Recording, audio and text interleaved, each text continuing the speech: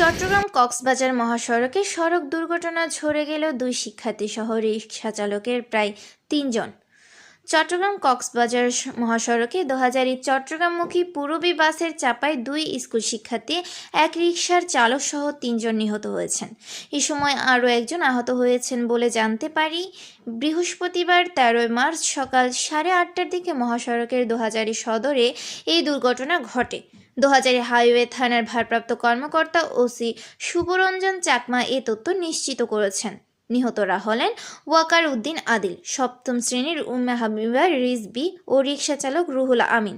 ওয়াকার উদ্দিন আদিল ও উম্মে হাবিবা রিজভী সম্পর্কে ভাই বোন। আহত শিক্ষার্থী হলেন নবম শ্রেণীর ছাত্রী কাজী ফাহমিদা ওয়াসিমা তুহিন।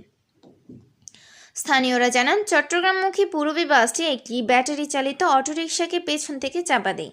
এটি ঘটনাস্থলে এক স্কুল শিক্ষার্থী ও রিকশা চালক নিহত হন। অপর দুই স্কুল শিক্ষার্থীকে হাসপাতালে নেওয়ার পথে একজন মারা যায়। মারা যাওয়া দুই স্কুল শিক্ষার্থী ২০০০ পাঠশালা পাবলিক স্কুল অ্যান্ড কলেজের শিক্ষার্থী ছিল। ২০০০ হাইওয়ে থানার ওসি শুভরঞ্জন চাকমা বলেন, এই ঘটনার ঘাতক বাসটি জব্দ করা হয়েছে। চালক ও হেলপার পলাতক রয়েছে।